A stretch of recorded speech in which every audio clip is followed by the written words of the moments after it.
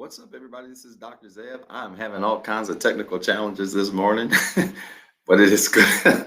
It is good to see you, and welcome to the Rehab Christian Center live virtual experience. I'm grateful to be here, and certainly praying that you have had a phenomenal week all week long, and certainly praying that God has been good to you. I tell you, June is over with. Can you all believe that we are almost in the 7th month of the year? And I don't know how in the world, what happened to the first 6 months? The first 6 months have really flown by, at least for me, they have anyway.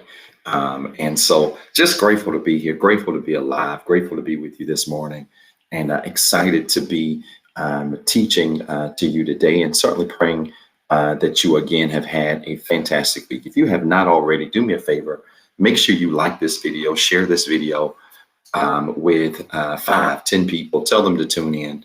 It's going to be an exciting time, and I'm grateful to have the opportunity to teach and share with you a very powerful message this morning, and grateful to be here. So if you haven't already, start liking the video, start sharing the video, and I want you to start tagging people right away and tell them to tune in, because again, I've got a very exciting word that I cannot wait to share with you.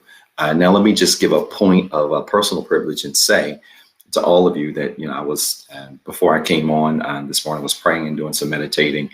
And it's so crazy how this works. While I was doing it, one of my smoke alarms started beeping. This is a true story. It has not been beeping all week.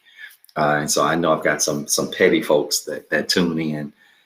They'd be like, Pastor, change your battery. I promise it just happened. And so right before the broadcast came on, I tried to figure out which one it was, and I couldn't. And so if you happen to hear a beep, everything's good. Pastor's not being lazy. It literally just happened. I ain't had time to change it. All right. So let's get into this morning, and let's go through our networks. Facebook, good morning to you. It is good to see you virtually. Thank you so much for tuning in, and thank you so much for being a part of our broadcast this morning. If you have not already, I want you to do me a favor. I want you to hit that like button. I want you to hit that share button. Like this video, hold it down, Facebook, turn it to a love button, and then I want you to share this video. Share it with 5 people. Tell them to tune in this morning, and I promise you this is going to be a blessed time for them. And if you have not already, Facebook, say good morning in the chat line, the chat area, and speak to everybody. It's rude to come to church virtually or in person and not speak. And so make sure you speak and say good morning, and we would certainly be grateful to God for that. Instagram, good morning to you. It's good to see you virtually. Thank you so much for tuning in, and thank you so much for being a part of our broadcast. We've missed you. Wow, it's been, 2 weeks, I think, since we've been live on Instagram, but we miss you, and certainly praying that you have been doing great. Those of you that tune in via Instagram, that you've been doing great, that you've been having a blessed week, and that all is well. Do me a favor, if you haven't already, say good morning. So many of you are already saying good morning on Instagram. The hearts are flying on Instagram. I think they miss the broadcast, but thank you so much for doing that. Now, do me a favor, hit that @ symbol, if you would, on Instagram, and tag 5 people, tag 5 of your friends, tag complete strangers if you have to, people that you don't even know that are on your timeline. You never know who might be impacted by this word just by inviting somebody. So do me a favor and just tag 5 people on your timeline. Tag 5 different people that maybe you've never invited before. Tell them to tune in. And we believe God's going to bless you and them for that. So thank you so much for tuning in. And thank you so much for bearing with us the last 2 weeks. We've been live on other networks. And I hope you've certainly been tuning in and enjoying the broadcast. Finally, YouTube, good morning to you. It is good to be with you virtually, YouTube. Those of you that are tuned in via YouTube, thank you so much for joining us, and certainly praying that God has been blessing you in a tremendous way. In a tremendous way. I'm laughing because I'm seeing some of the comments, and some of you are on vacation, and that's great. You're in other states and other countries, and I love it. I hope if you have not already, take some time to get a break this summer. My travel chronicles have been interesting, to say the least.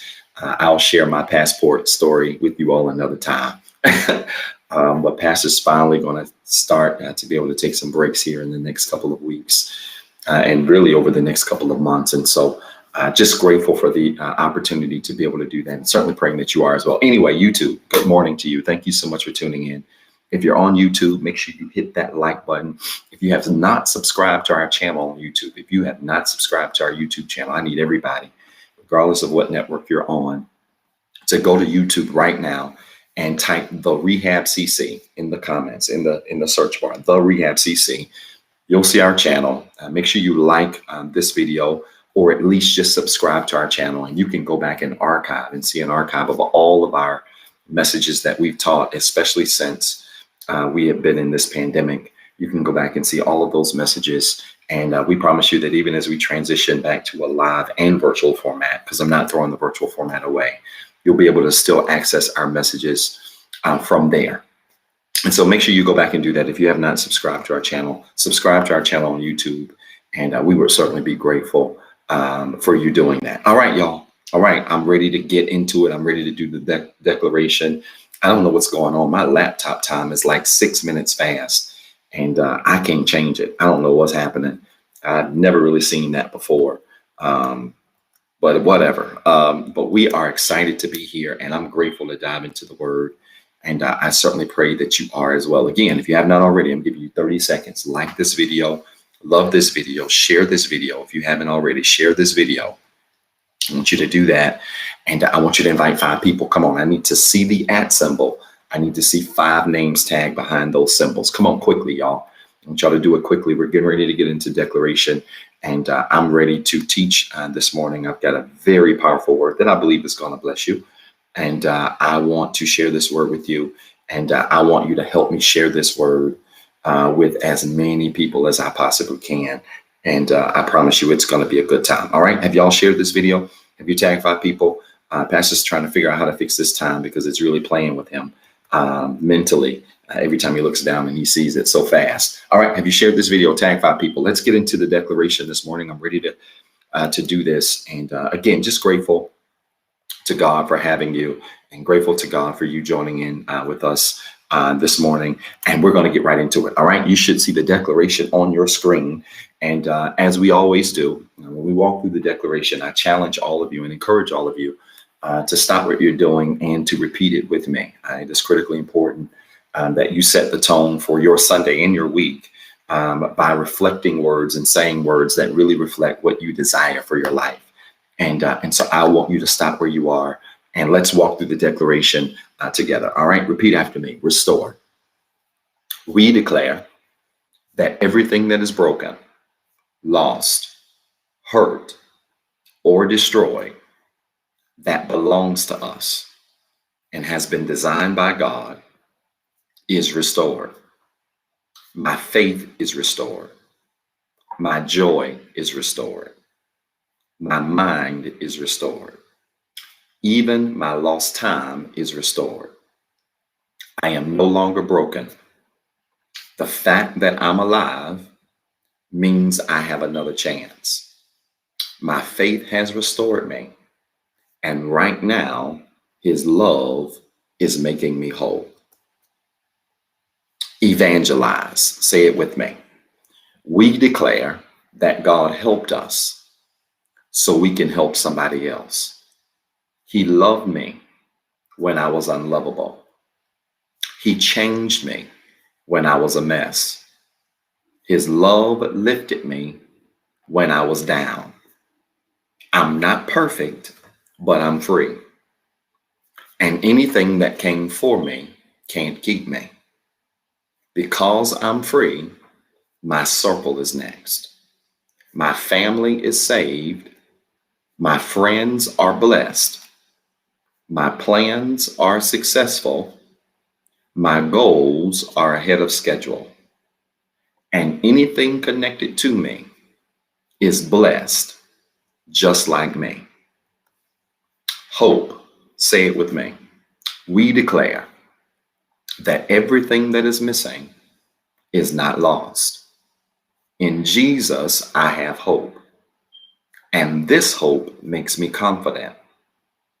It doesn't matter what happens to me or around me.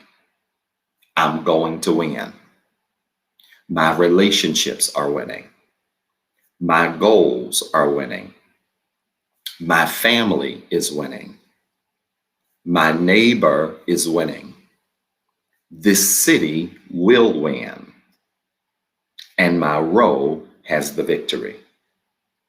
My past is defeated, and my future is brighter today than it was yesterday. Alternatives. Say it with me. We declare that God made us different. I'm a royal child, the light of the world, and the hope of my city. I respect the past, but I don't look like what I've been through. I love the church, and my life is balanced. I love coming to church, but I like flights, boats, and vacations. My whole life is blessed. I am the head and not the tail. I am above and not beneath. I am a lender, not a borrower. And every place I go belongs to me. Breakthrough. Say it with me. We declare that God has a breakthrough with our name on it. I have some challenges, but I am not defeated. No weapon formed against me can prosper. And I know that all things are working for my good. Things are not breaking down. They are about to break through. There is a breakthrough in my career. There is a breakthrough in my home. There is a breakthrough in my health. There is a breakthrough in my finances. I am here on purpose, for a purpose, and everything that went wrong is getting ready to turn around. You're probably like, Pastor, what are you smiling for? I really believe that everything in your life, I don't care what it is you're dealing with, I don't care what it is you're going through, that literally everything in your life is getting ready to turn around. Do me a favor. I want you to type in the comments right before we proceed. It's already done. Come on, quickly. Type in the comments. It's already done. As you're inviting people to church this morning, this virtual format, I want you to hit somebody's name, at somebody's name, and simply type, it's already done. It's already done. I want you to be encouraged this morning to know that everything in the 6th month of 2021, we are literally over halfway through of this year, that God is still in the miracle working business. He's still in the heart fixing business. He's still in the health fixing business. I want you to type it now. It's already done. It's already done. God's making a way for you. He's opening doors for you. He's going to meet needs for you. He's going to send people to be a blessing to you in spaces that you don't even have access to. And I want you to be encouraged to know today that it's already done. You don't have to look for it. It's going to find you. You don't have to chase it down. It's getting ready to chase you down. And I want you to be encouraged today to know that it's already done. God's working it out. He's making a way for you. He's going to meet some needs in your life like only he can. And I want you to be encouraged to know that he's working it out right now for your good. It's already done. Come on, y'all. If you have not invited 5 people to church, I want you to do it quickly because we're getting ready to get into a very powerful message that I'm ready to share with you this morning. And so if you have not invited 5 people, do it quickly because we're getting ready to get right into the Word of God. And this is going to be a powerful message that we're going to deal with today. Listen, type in the comments the subject today. We are going to talk from the subject, don't die in the graveyard. Don't die in the graveyard. I want to give you a very practical message today that the Lord laid on my heart that I think is going to bless you in a tremendous way. And so that's what we're going to deal with. Don't die in the graveyard. Type it in the comments quickly. Don't die in the graveyard. I'm going to be in St. Mark chapter 5, verse 14 and 15. St. Mark chapter 5, verse 14 through 15.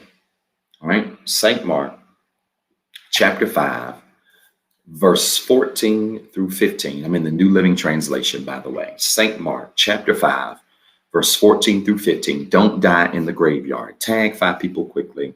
I'm ready to teach this morning and excited to be here, and certainly hope that this message will be a tremendous blessing to you, just as it was for me. A couple of points this morning that we're going to share with you, and but we want to get into the word. All right, now I want to give you the context here in St. Mark chapter number 5.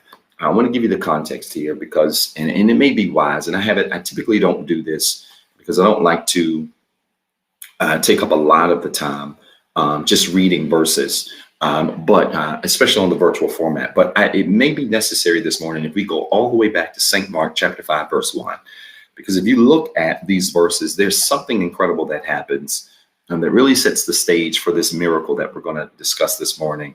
And then I'm going to talk to you about graveyards and why you have to be careful of graveyards. And it's going to make sense in a second.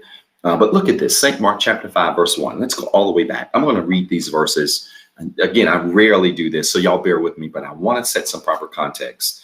And then we will get into some background stuff, and then we'll break down graveyards, and we'll be done. But look at this. St. Mark chapter 5, verse 1 says, so they arrived at the other side of the lake in the region of the Gerasenes. Verse 2, when Jesus climbed out of the boat, a man possessed by an evil spirit came out from a cemetery to meet him.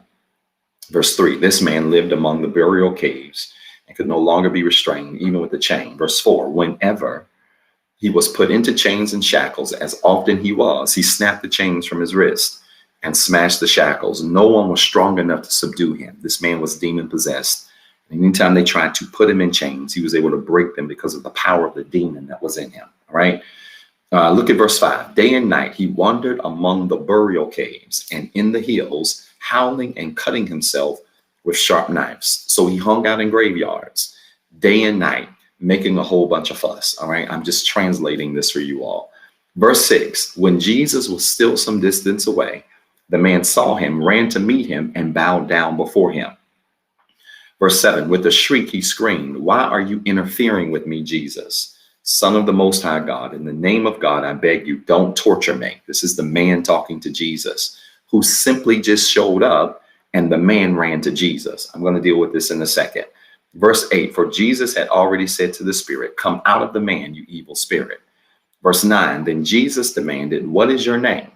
And he replied, my name is Legion, because there are many of us inside this man. Now, I want to skip down to verse number 14. I'm in St. Mark chapter 5, verse 14, and I want to read verse 15. All right. And then we're going to get into this. All right. Y'all bear with me. St. Mark chapter 5, verse 14 and verse 15.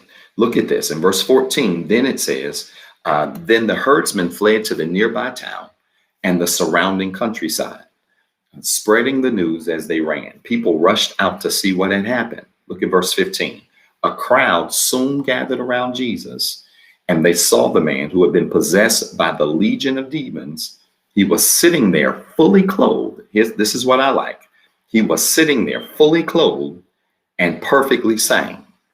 And they were all afraid. So the same man that was making a lot of fuss in the graveyard, screaming and yelling, cutting himself, verses later, they find this same man sitting in the graveyard. Sitting down, fully clothed and in his right mind. This is very important. Now, I'm going to talk about from the subject, don't die in the graveyard, but this is the first thing I want to share with you. And I want you to type it in the comments really quickly. The first thing that I want you to understand is this: your environment matters. Your environment matters. Your environment matters. I want you to type this. Where you go, who goes with you, and how you get there all matters, right? Your environment matters. And I think so many times we underestimate the power and the impact of environment, the power and impact of our atmosphere and our surroundings.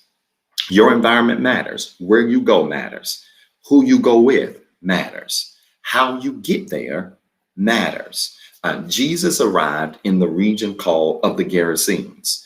And that word Gerasenes in the Greek simply means a place surrounded.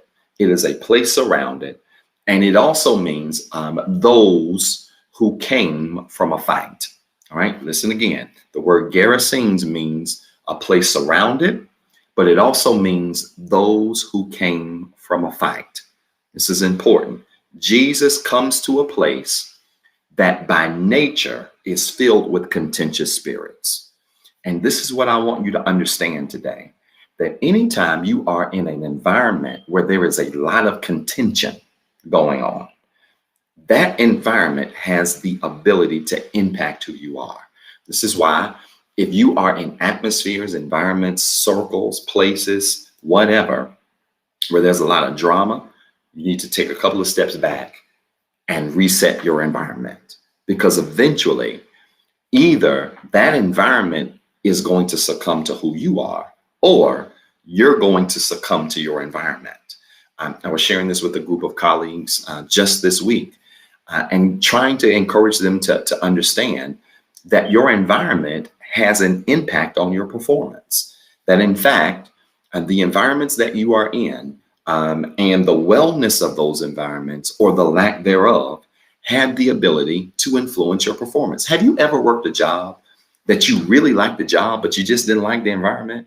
You ever been in that position where you worked a position before, you were working for a company, you were working for an organization, and you truly liked the organization and you really liked your job, you really liked the position that you had, but the environment was so bad, it was so toxic, it was so rough that it had an impact on your performance.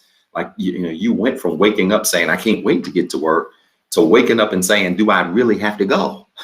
Right? And that is really proof that our environment has the ability to impact our atmosphere. And when I say atmosphere, I'm not just talking about the environment, I'm talking about your inner atmosphere. It does. And so you have to always check your surroundings. Check your surroundings. Check the spaces that you find yourself sitting in, that you find yourself frequenting. Check those spaces and make sure that your surroundings really align with the type of atmosphere you want to set for your life. The type of atmosphere you want to set for your performance and the things that you go to say and do. But you've got to check your environments and you've got to check your atmosphere. And then you have to evaluate and reevaluate your circle consistently. Every single chance you get, you have to evaluate your circle. You have to reevaluate your circle as consistently, as constantly as you can. Why? Because it is critically important that in addition to the place that you're working or the place that you're living or the place that you're frequenting, that the people in those places also create alignment with the type of atmosphere that you're going with. Because listen, you can be in a great place, but around the wrong people and still get bad results. Are y'all listening to me? You can be in a great place. You can be in a good place, but be around the wrong people and still get bad results. This is what is so dangerous, frankly, about church, to be honest with you. You can find a good church that's got a good word, that's got a solid pastor, that's got solid ministries. But if you got crazy people in there, those crazy people can run good people out of a ministry because the environment and the place is good, the word is good, the message is good, but the people in the environment don't match and don't align with one another. And so it's critically important that we not only evaluate environments, but that we also evaluate the people in those environments, that we evaluate the people in those places so that, again, we have that alignment between where we are and who's there with us, right? Listen, jobs evaluate you 2 to 3 times a year, right? If you work any kind of meaningful job, you get evaluations anywhere from 2 to 3 times a year. At minimum, once a year, you get a yearly evaluation, an annual evaluation. But a lot of jobs, I evaluate my employees at least twice a year. I like to do a mid-year evaluation so that they have an idea of how they're progressing. And then I like to do a yearly or an annual evaluation so that they know what the final evaluation is for the year. And then we start over. If your job evaluates you 2 to 3 times a year, why don't you evaluate your circle 2 to 3 times a year? Why don't you evaluate the things in your atmosphere, in your environment 2 to 3 times a year? It's so important because, again, God can be taking you to great places, But it's one thing for him to put you into a great environment, but it's another thing for him to put you in a great environment. And then the people that go with you are in alignment with the environment that he's taking you to. All right. And so you've got to make sure that you evaluate those things. And you all know what I feel about the word loyalty, so I don't have to really go through this. But in many cases, the word loyalty has to die. You've got to make sure that you are more faithful than you are loyal, meaning that you are faithful to your purpose. You're faithful to the direction that God is taking you. You're faithful to the environments that he's putting you in. You're faithful to the places he's leading you to. And that with that faithfulness, there is some alignment with the people that come along for the ride. Because the fact of the matter is simply this: there are some people that will come into your life for a reason. There are some people that will come into your life for a season. And then the big one is there are some people that will be in your life forever, for a lifetime. And you have to have the sensitivity spiritually to be able to discern where you are and to discern where these people belong, so that, again, your environment aligns with the people that are in those environments. Does that make sense? If it does, I want you to make sure you type in the comments right now: I'm seeking alignment for my life. Put it in the comments right now. I'm seeking alignment for my life. When I talk about alignment, I'm talking about my environments and my people and my atmospheres all connecting, all being uniform. I'm seeking alignment for my life. Let me challenge you, more than anything else in your life, from this point of the year all the way through the end of the year, your goal should be to seek alignment for your life. You should want every area of your life to be aligned. You should want your spiritual life and your natural life and your goals and your dreams and your aspirations and your environments and your relationships and your family and all of these things should be in perfect alignment. Because when they are in perfect alignment, you begin to see tremendous things happening in your life. You begin to see miracles happening in your life. You begin to even see your energy level, your spirit begin to rise in a different kind of way. Why? Because, your career ain't up here and your relationships are down here. And, your family dynamics are up here, but your personal relationships are down. No, everything is in perfect alignment. Everything is aligned perfectly. And when you get that perfect alignment, then you begin to see things happen and move in your life and shift in your life and adjust in your life in ways that simply I can't describe for you. I cannot justify how it happens. I just know from personal experience that when all the areas of your life begin to align, you begin to just see things move and move smoothly in your life. All right. And so you got to seek alignment in your life. Now, I want to give you 4 characteristics of a graveyard that are going to help to free you this morning. All right. I'm going to give you 4 characteristics of a graveyard that will help to free you this morning, that are going to help position you to not die in the graveyard. Because, reading the background of this text was important because, again, we know the story. Man is delivered from demons, legions of demons, which means he's got hundreds of demons. He's delivered from these demons. And the story picks up later where they find this man. He's clothed. He's in his right mind. He's returned to normal and everything is well. He didn't die in the graveyard, but he spent a lot of time in the graveyard. And many of you don't even realize right now that the way you're living, you're spending a lot of time in graveyards. And so I'm going to give you 4 characteristics of a graveyard. I'm going to make it all make sense. I'm going to give you 4 characteristics of a graveyard that I want you to remember, because as you find yourself living your life and you find yourself in spaces and circles and places that don't seem to be bringing about alignment, and sometimes you got to take a couple of steps back to figure out where you are and to make those adjustments necessary. All right. So I'm going to give you 4 characteristics of a graveyard. And I'm going to teach this lesson in a very profound yet simplistic way. And it's going to make a lot of sense. And we'll go from there. If you have not liked this video, share this video, make sure you do it right away. Look at this. Characteristic number 1. Graveyards are isolated. All right. Characteristic number 1. Graveyards are isolated. I probably should have put these points on the screen, but I know our moderators do a really good job of that. And thank you so much, moderators, for doing that. Graveyards are isolated. Okay, characteristic number one of a graveyard. Graveyards are isolated. Now, hear me.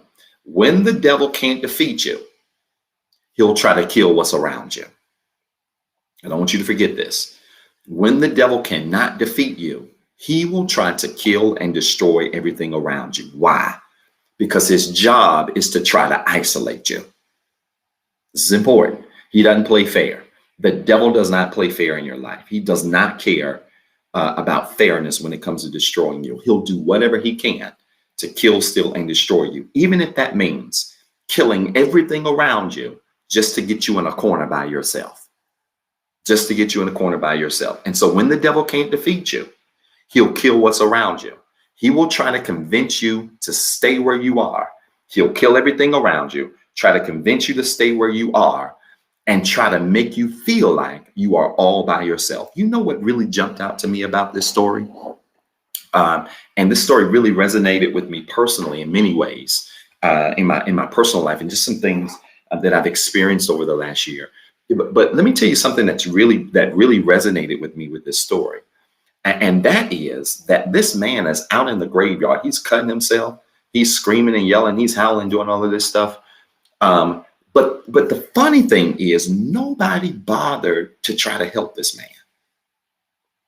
I don't know if y'all noticed it. Nobody bothered to try to help this man. Now, I hear you. Some of you say, well, Pastor, I wouldn't want to help him either. He demon possession. I wouldn't want to go near him, try to bother him, try to do anything to assist him.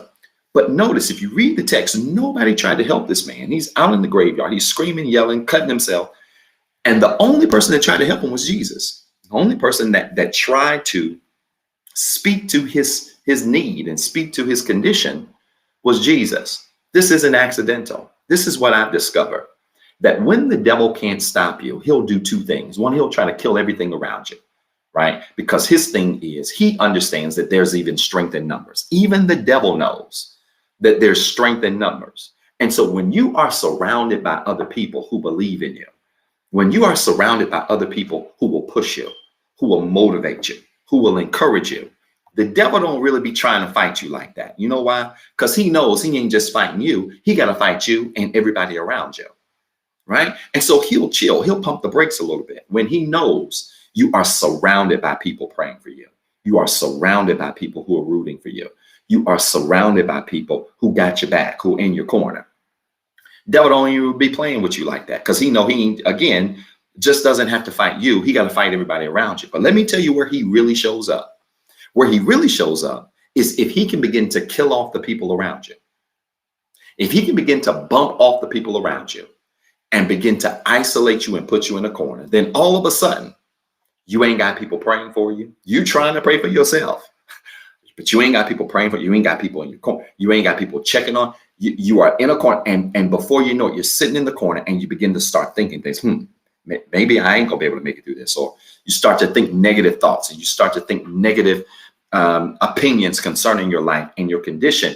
And then the devil begins to play on that. And so I want you to be careful of the spirits that often come with isolation. Now, I get it.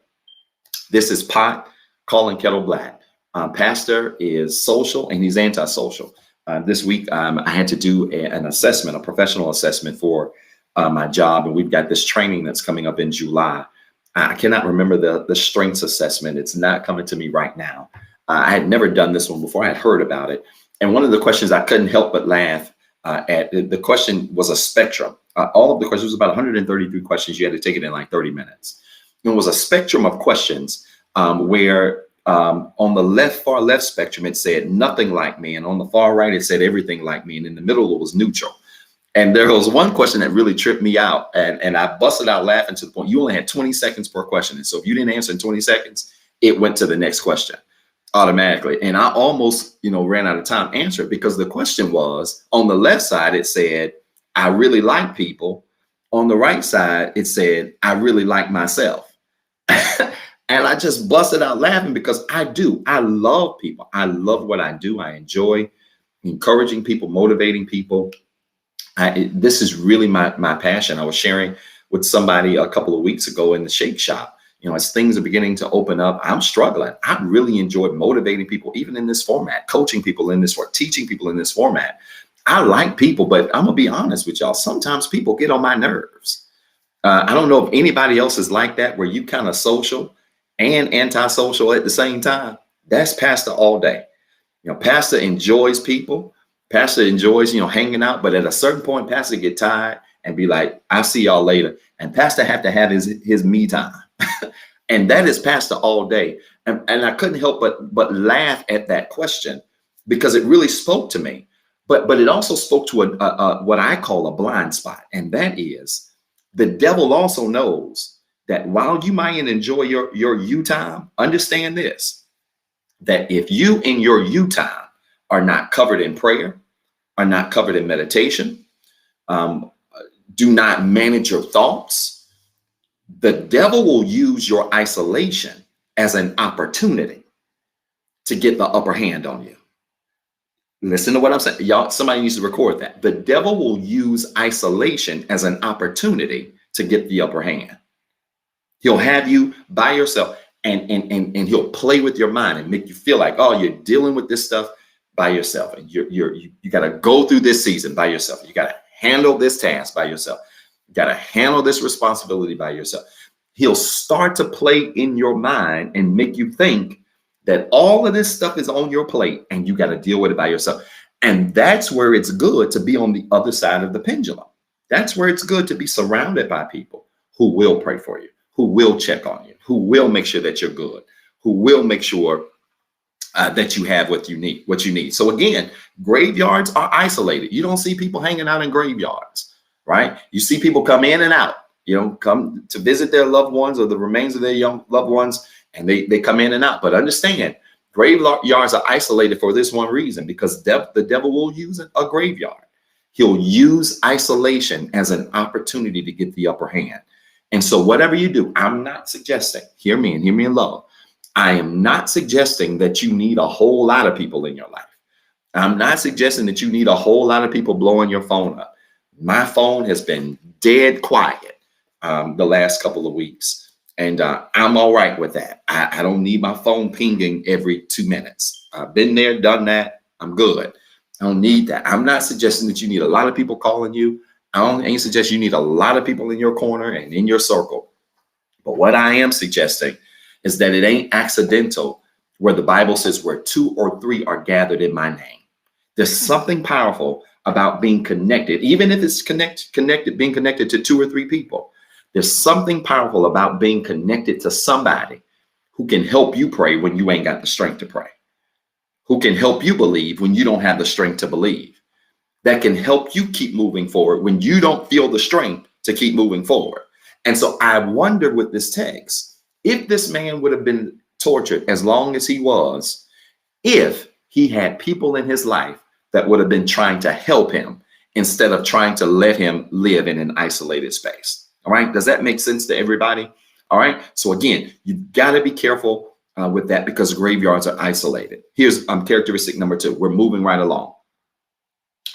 Characteristic number 2 of a graveyard is this. Record this. Graveyards are filled with people who are the same. Graveyards are filled with people who are the same. Graveyards are filled with people who are the same. This is going to bless somebody. I really like this point here because it really spoke to me in a major way. Graveyards are filled with people who are all the same. All right, we're talking about characteristics of a graveyard, how this applies to your life, right? Characteristic number 2, graveyards are filled with people who are the same. Listen to me. Your influence and your impact suffers when everybody around you is the same or nothing like you. I want to say this again. Your influence, your impact, it suffers when everybody around you is either just like you or nothing like you. Listen to me. I want to say this again, because there's a thing that you've got to find called a middle ground. There's a thing you've got to find called a middle ground. Your influence, your impact will suffer. This is a mouthful, but somebody needs to record this. Your influence, your impact, they both will suffer when one or two things happens. When one, everybody around you is like you. I mean, everybody in your circle is just like you. Or two, out of all the people in your circle, there's nobody that's nothing like you. So either everybody like you or everybody ain't nothing like you, right? So it's the far extremes. Everybody's either over here with you or they're either way over there by themselves and nothing like you. So your impact and your influence, it suffers when you are surrounded by people where everybody's the same or everybody is just far left different. What are you getting at, Pastor? This is what I'm getting at. It is critically important that you challenge yourselves to be surrounded by people that are in the middle. I don't know about y'all, but if I were surrounded by people and everybody was just like me, I would probably go jump off a building somewhere. There are days I get on my own nerves, and maybe y'all don't get on your own nerves, but Pastor gets on his own nerves sometimes. Sometimes Pastor annoys his own self. And I can't explain it. If you know, you know. If you understand, you understand.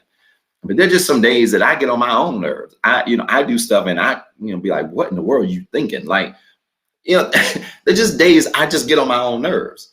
And so when it comes to my circle and when it comes to the people that I connect with, that I vibe with, I found that it's best not to have people that are just like me, because then we all gonna be the same and then we all gonna get on everybody's nerves. And it's also best not to have people where we have nothing in common. Like, some of you go to the far extreme, right? So you say, well, yeah, I don't want people around me like me, so I'm gonna just go hang with people that ain't nothing like me. Well, here's the problem. If there are no commonalities, then there can be no energy created where your life can move forward in an impactful way. Right? If there are no commonalities, there's no things that they can add to your life that will help your life grow and evolve the way it should. So there should be some commonalities. There should be some things you have in common, some things you see the same, some perspectives that you share in order for those connections to be meaningful in your life. But it shouldn't be one side or the other. And this is the thing that I really picked up, another thing that I really picked up about the story. Because again, when you think about graveyards, they're filled with all the same people, a bunch of dead corpses. Everything's the same. Absolutely everything is the same. And we've got to be careful to make sure that we are not in spaces that will cause us to go crazy because everything is like us. You need to be in spaces where you are challenged with different perspectives. Come on. If you want to grow in this season, let me tell you one thing that's going to help you grow in this season. You really want to grow in this season? Surround yourself with people that don't think like you. Surround yourself with people who have strengths that you don't have. Surround yourself with people who have perspectives that are a little off than yours. Surround yourself. I was sharing with a young man about two weeks ago, who's about to start doing some personal coaching with me. And, I gave him a piece of advice that I'll share with you. And that is that when it comes to my life and the mentors that I have in my life, I have mentors in my life that come from all walks of life. Pastors, I've got business folks. I've even got a mentor that I ain't quite sure, he might be borderline atheist. I don't even know if he believes in God right now anymore. I'm just not kidding you. It's just a full spectrum of people. But the beautiful thing about that spectrum is that you then become surrounded by people who see things in so many different ways that it challenges your perspective. It challenges your growth. It challenges your mentality. It challenges the way you approach your life and the way you approach work. And so be careful, because the devil will use what's around you or what's not around you to make you go crazy. He will. He'll surround you with people just like you. He'll surround you in spaces that are identical to you, and it will literally drive you nuts. Got to make sure that you seek variety in your life. This is one of the prayers that I have for all of you that are tuned in, those of you that are watching the replay. One of my great prayers for you in this season of your life is that God would send you some variety. Yes, you need to be connected to some people who think like you to some regards, in some regards, that see things the way you do, that y'all vibe that way. You need to also be connected to people who don't, right? Who see things a little bit differently. Y'all share some commonalities, but see things a little bit differently. Why? Because that variety is going to stretch you. That variety is going to produce great results in your life, because then you won't be forced to see things your way or no way at all, right? And so that's my prayer. My prayer is that God sends variety into your life. And so that through this variety, that you're able to see your life in a much clearer, much broader, much more solid kind of way. All right. All right. Characteristic number 3 of a graveyard. This blessing anybody? Is it making sense? Is it making sense at all? Characteristic number 3 of a graveyard is this. I want you to record this. Graveyards are filled with names and no life. Graveyards are filled with names and no life. Graveyards are filled with names and no life. Think about a graveyard. You walk through a graveyard, ain't no life out there. Bones and names. That's it. Ain't nothing else out there. Graveyards, in the natural sense, in the spiritual sense, are filled with names and no life. And this point is especially poignant for those of you who feel like you are surrounded by a lot of people, but feel alone at the same time. Now, I got to spend a couple of minutes here because this one, again, maybe this morning's message is just really for me. But have you ever been in a place in your life where you felt like you were surrounded by a lot of people, but you were isolated at the same time? This is so important. This is why we cannot mistake quantity for quality. We cannot mistake being around a lot for having a lot. We cannot mistake having a lot for happiness. It is very important. It is very possible, not important. It's very possible that you can be living a life where you are surrounded by a lot of people, where a lot of people know you, a lot of people are connected to you, a lot of people glean from you, a lot of people are blessed by you. A lot of these things are in place where you are surrounded by lots of people, but at the same token, you feel all by yourself. And the reason why that's the case is because everybody in your life that's company ain't covenant. I want y'all to record that. Everybody, everything in your life that's company ain't necessarily covenant. Company comes and goes. Company comes and leaves.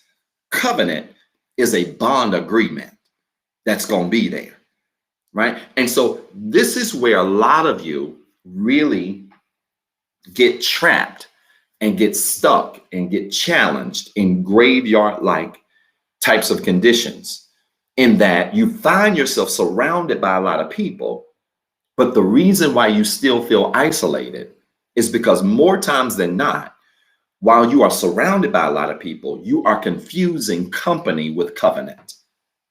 And I want you to know that just because you're around a lot of people don't mean that they're necessarily around you. Just because you are connected to a lot of people does not mean that they are necessarily connected to you. You've got to know the difference between company and covenant. Just because people are around you does not mean they mean well for you. Does not mean that they want the best for you. Does not mean that they desire the best for you. You've got to know the difference between those things, or else you're going to be living your life where you are surrounded by a lot of names. You're surrounded by a lot of names, but you're getting no fulfillment from those names. Those names are bringing you no enhanced life. A lot of names, but no life. You got to be careful, because again, everything that's company is not covenant. I was again sharing with this young man two weeks ago, and I really had to break this down with him. He wanted to do this coaching, and I had to make sure that he wanted to do it for the right reason. He wants me to coach him on some things. He's trying to develop some things in his life. And many of you know that I do coaching and things like that on the side. But one of the things I had to share with him, as I get ready to become his coach, is this: don't confuse a whole lot of people with the right people. Just because you got a whole lot of people around you does not mean you got the right people around you. You can actually have a handful of people around you and it feel like you got hundreds of people around you, because you don't just have names, you got lives. I'm in a season in my life. I'm gonna just help y'all by preaching to me.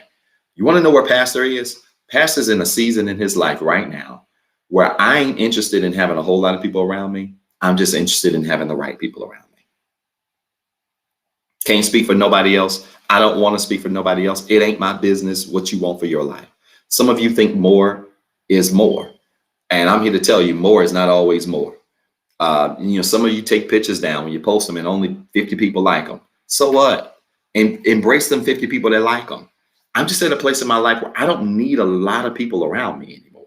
I just don't. I just need a handful of people around me that I can depend on, who will allow me to be me. And this is a big one too. And let me speak to those of you who, who wear multiple hats, right? You're a parent, you're a husband, maybe you're a wife, you're a business owner, you're a student, you're a friend. You wear multiple hats. And it's hard for you to embrace your life and be who you are because you wear so many hats. And I can relate to where you are. I'm just at a place in my life where, and this is going to shock some of y'all, but just bear with me.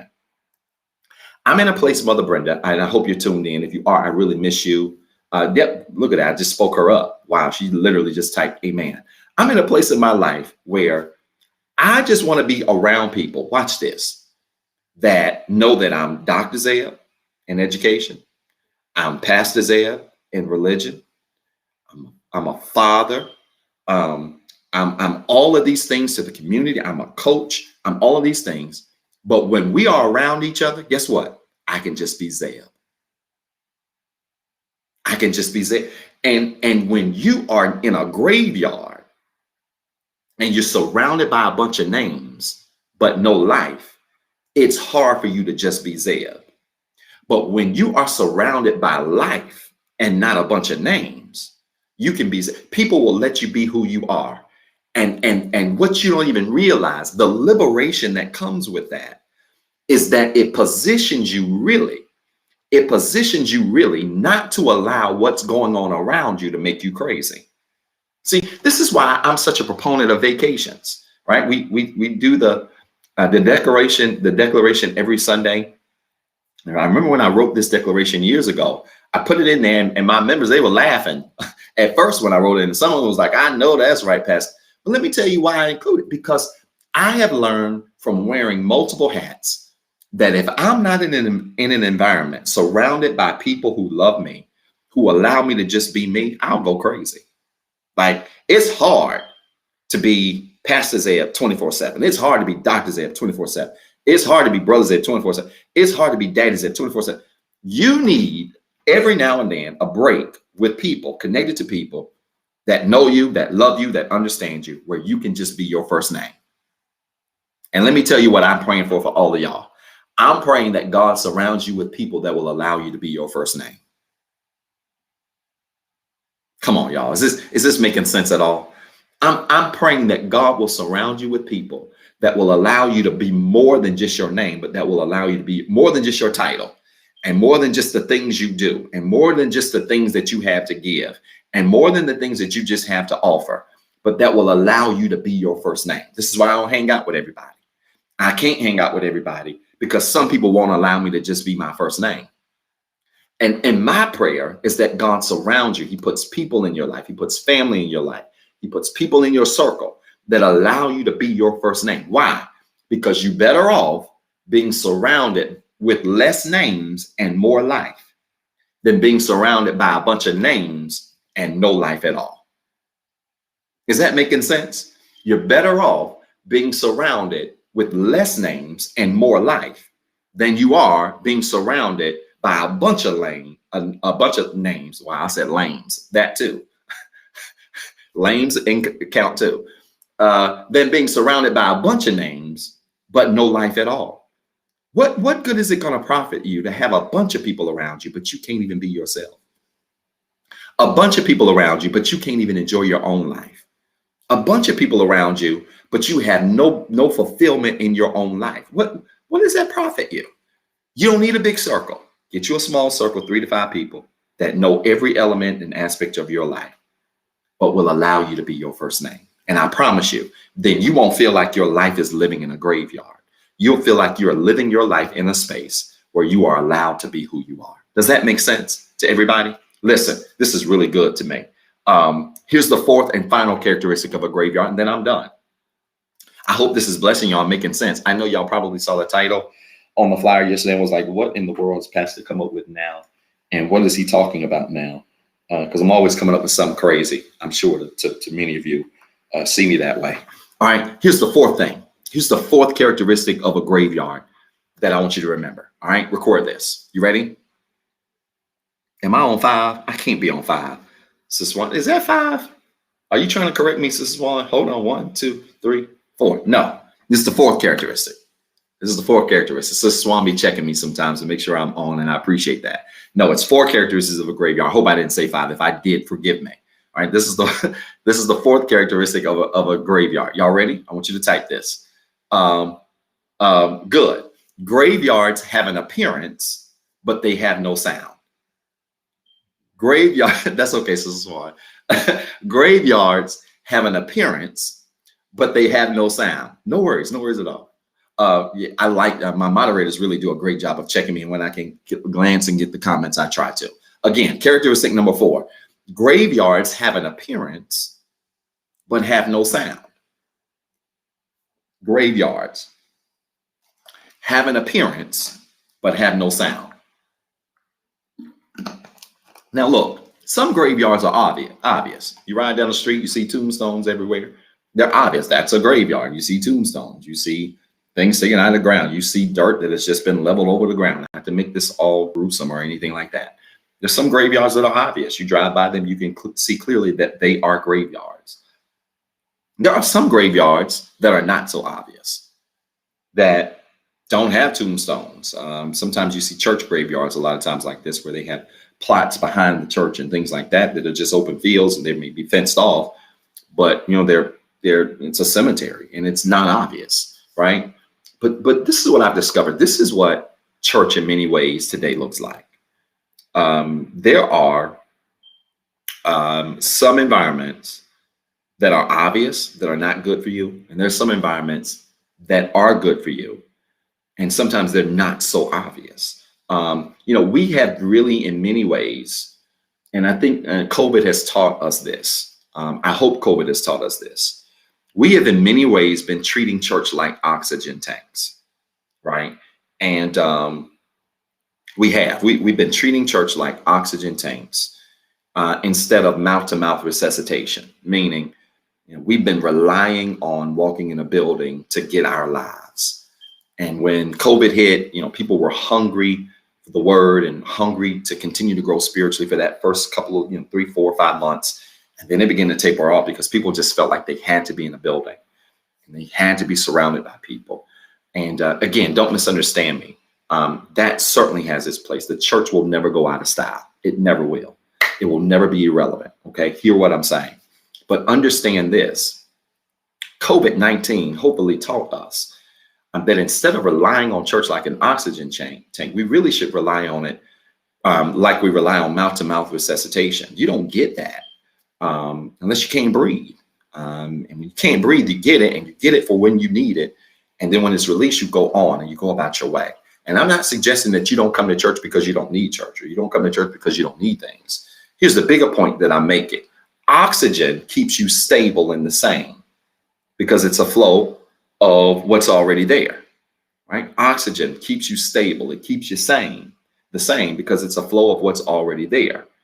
But this is what God does. When God breathes into you, it's designed to jumpstart what's already there, right? So when you get mouth-to-mouth resuscitation, that is designed to jumpstart what's already there. People give mouth-to-mouth resuscitation to people who stop breathing in order to jumpstart the breath inside of them. Listen, when you go to church, whether it's virtual or whether it's face-to-face, your job ain't to walk into church expecting an oxygen tank. The church's job is not designed to make you breathe and to keep you breathing. The church's job is not necessarily to keep you stable. It's not. The church's job is really, through God, to breathe life into you and to jumpstart what's in you. If it's not in you, to begin to put breath inside of you so that you can eventually breathe on your own. Because I'm telling you, COVID should have taught you that if you're relying on a building to grow spiritually, you might be in trouble. If you're relying on a building to continue to develop principles in your life and to be sane in you might be in trouble. That ain't what the church is for. The church is designed to create an atmosphere where God can breathe more life into you. Imagine getting mouth-to-mouth resuscitation and you're already breathing. That's what the church is, right? That's what the church. Imagine you're already breathing on your own, but when you come to church, God puts his mouth on you and breathes even more life into you so that you can continue to breathe on your own. You can continue to grow on your own. That's what the church is. And so we've got to be careful that our buildings are not places that have an appearance, but they have no sound. Your relationships, your connections, you got to make sure that your relationships are not things that have an appearance, but have no sound. This is very important, because just like deliverance, deliverance doesn't have a look. It has a sound, right? When you say you're delivered, it ain't about what your dress looks like and how long your skirt is and whether or not you're wearing makeup today or not, or earrings. It ain't got nothing to do with that foolishness. So if your suit is black or gray, instead of you wearing a wild red suit, guys, deliverance ain't got nothing to do with that, right? Deliverance is not a look, it's a sound. And we have to understand that the beauty of this story and this man being delivered from these demons was not only the fact that he looked good. Read the verse 15. Not only the fact that he looked good, he was fully clothed. Other part of that was the B clause, or the other part, and that is that he was perfectly sane, which means he didn't just look good, but he had a good sound. His language was different. His thinking was different. It was clear. And so I'm here to tell you, you gotta be careful with graveyards, because graveyards will have an appearance, but won't have a sound. And you don't want to appear to be anything that you're really not. I'm going to say this again, and I want to say it slow. You never want to appear to be something that deep down inside you're really not. This is why I'm a big advocate that if who you are and what you say are not agreeing, if who you are and what you are projecting are not agreeing, it is perfectly okay to take a couple of steps back, to regroup yourself. Because again, go back to the introduction today. Perfect alignment in your life is when everything in your life, what you say, what you do, who you're connected to, where you work, who you like, who you love, your relationships, your family, when all of these things are in perfect congruence, that's when you see alignment in your life. And that's when you begin to see amazing things happen in your life. But many of us mess up because we try to project one thing about our lives, but deep down inside, we're struggling with that very one thing. We're struggling with these other things. And God wants you to have perfect alignment so that what you say, what you do are the same. What you project, who you are the same. And so that then when he brings you out of a graveyard experience, you're just like this man. You come out fully clothed. All right. So you ain't looking crazy. You got the appearance down pat, but you also come out sane. Your mind's together. Your way of thinking is together. And when how you look and how you think and how you operate, it's all the same, you become an unstoppable force to do amazing things. Did this bless y'all? Huh? Was this message a blessing to you? If it was, I want you to fill it up with hearts right now. Fill the comments up with hearts. I want to see hearts flying up the screens. Did this message make sense? It was a very practical message, and I hope it challenges the way you read this story on being demon possessed. Right? I didn't like the fact that this man was hung out to dry in a graveyard and nobody came to rescue him. All right. Listen, y'all, the worst thing you can do is abandon people when you have an opportunity to help them. The worst thing you can do is abandon people when you have an opportunity to be there and lift them up. Now, hear me in love. You can't lift up some people you will never be able to lift up unless they want to lift their own selves up. Don't you drown at the expense of trying to save somebody who don't want to be saved. Right? So I ain't talking about those people, but there are some people that have been assigned to your life, and you can see that they're possessed. They got some things going on, right? It may not be possessed. Let me take that back. Some people might be, but it may not be that serious. But you can see they've got some things going on in their life, where there's some things in their life, like that are not in alignment. And God has assigned them to you, not to abandon them the way people abandon this man, but to understand that there's something inside of you that might be able to unlock whatever it is that they're going through. Right? And so don't die in the graveyard. Don't die in isolation. Don't allow yourself to go through what you go through by yourself. Don't allow other people that are connected to you, that you are in covenant with, don't allow them to go through those things by themselves. If you're connected to them, sometimes it's just pulling up on them and making sure that they're good. Sometimes it's just sending them a quick text. Hey, don't want nothing. You ain't even got to reply. I want you to know I love you. I'm praying for you. I'm rooting for you.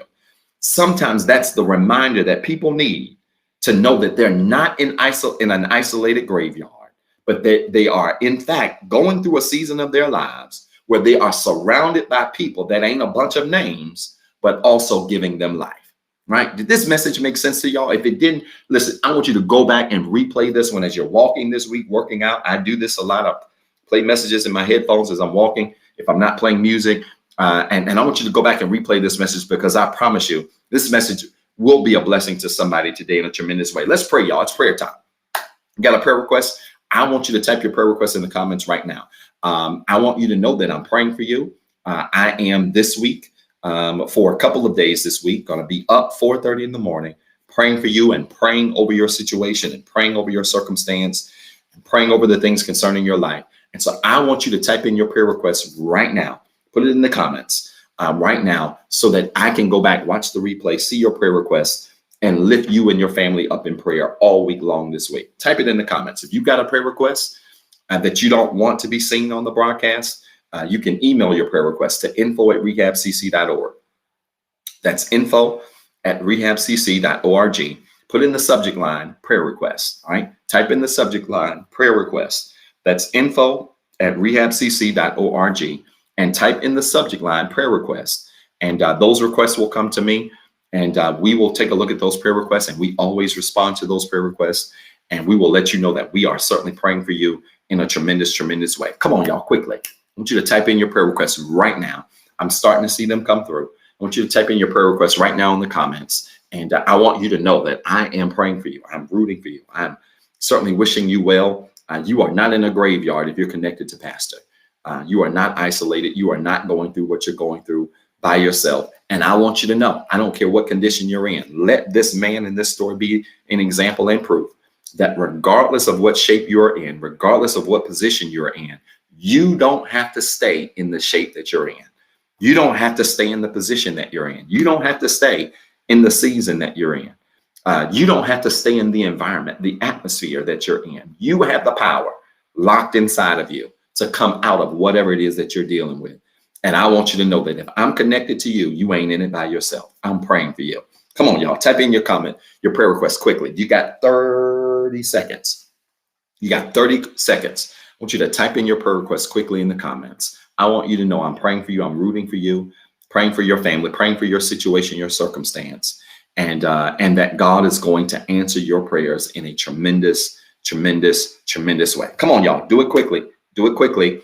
You got 15 seconds. I want you to type in your prayer requests in the comments. If you're watching the replay, type it in the comments. We'll see that prayer request, and we'll certainly be sure to lift you up in prayer. Come on, quickly. 10 more seconds. Type in your prayer requests. I'm starting to see them come in. Certainly praying for you, praying for your peace. Definitely praying for peace and less stress. Guidance to make the right direction. These are powerful. Family and faith, healthy prayer life. Wonderful prayer requests that are coming in. Come on, y'all. Type in your prayer requests really quickly. And I want you to know that as you type them in, that I am certainly praying for you. I'm rooting for you in a special way. All right, y'all. Connect your hands like this. Clasp your hands like this as a sign, as a symbol of faith. I want you to clasp your hands just like this as a sign, a symbol of faith. Touch and agree with me at this time. We're getting ready to pray for you. We're getting ready to believe with you. And I want you to do it with me right where you are. Stop what you're doing. Let's pray. Are you ready? Let's do it. Father, in Jesus' name, I thank you for a very powerful word today. Thank you for making yourself clear and known through the word today. Help us, God, to understand that we don't have to stay in the shape we're in. We don't have to die in grave situations, but that, God, with you and through you, we have the ability to come out of those situations, out of those struggles, to become the best versions of us that we could ever become. I thank you, God, because somebody today is coming out of the graveyard.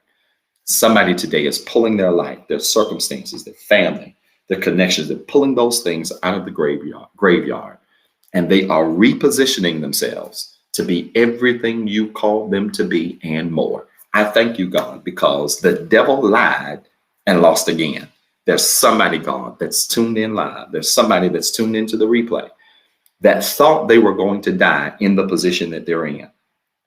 God, I pray that your word has encouraged them to come out of that condition, has encouraged them to come out of that environment, to come out of that mentality, and to embrace you as the Savior, the waymaker, the miracle worker that you are.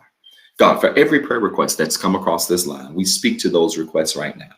That God, you would answer the requests of your people in a special way. Make ways, meet needs, open doors concerning every request like only you can. God, we lift up a special prayer for families. We lift up a special prayer for health and well-being, mental clarity and focus. That God, you would continue to bless your people in a special and in a tremendous way as only you can. I thank you, God, because this week is going to be a week filled with miracles. It's going to be a week filled with turnarounds, open doors, made ways, met needs like only you can do it. God, when you do it, we're not going to take the credit, but we're going to continue to give your name glory and honor and praise because it's what you deserve. We count these things, God, done, God, in Jesus' name. Amen. Listen, I want you to type in the comments right now. It is so. It is so. Come on, if you prayed with me, I want you to type in the comments right now. It is so. It is so. It is so. If you prayed that prayer of faith, I want you to type in the comments right now. It is so. You know by now, if you've tuned into this broadcast any significant period of time, that every time we say amen, we're simply saying it is so. I want you to type it in the comments right now. It is so. Those three words are going to produce magic for you this week. Because when you say it is so, you ain't speaking to your present, you're speaking to the future. Every time you say it is so, you are not speaking to your present, you are speaking to your future. And so I want you to type it in the comments now. It is so. It is so. When you type that, you're already arranging what's going to happen in your future. You're already arranging what's about to change in your future, what's about to take place in your life going down the road. Now you got one job, and your job is to simply believe it. It's to believe that God's going to do everything that you're believing that he can do. And not only that, that he's unlocked inside of you the power to even control your circumstances, the power to dictate your outcomes. He's placed that inside of you. You got one job. You got to believe it today. And if you believe, as the scriptures have said, Bible says, out of your belly, out of what's inside of you will flow rivers of living water. And many of you have life locked inside of you, and you don't even realize that the only reason it hasn't been released is because you haven't let it go. And I want you to be encouraged today to get ready to release and unlock that potential inside of you. And it's going to be the same potential that's going to answer every single one of your prayers. Listen, you want to be saved today? Anybody want to dedicate your life to Christ? The Bible tells us in Romans 10:9 that if we confess with our mouths, if we believe with our hearts that Jesus Christ is who he is and has done for us those things that he's done, we are saved. Salvation is a matter of confession. It's not a matter of perfection, but it's a matter of admitting that Jesus Christ is who he is, giving our lives over to him, giving our sins over to him so that he can then take those sins, place them in the sea of forgetfulness, and then position us to live our best life. You want to be saved today? I want you to stop what you're doing. If you're driving, pull over. If you're eating bacon, put it down.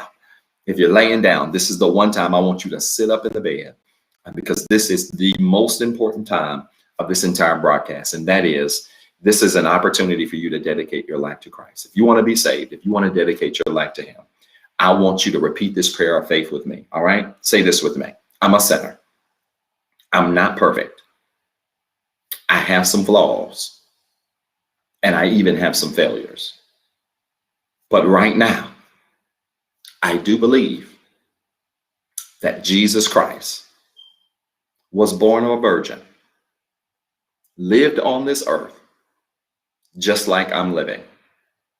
He suffered, bled, and died on the cross.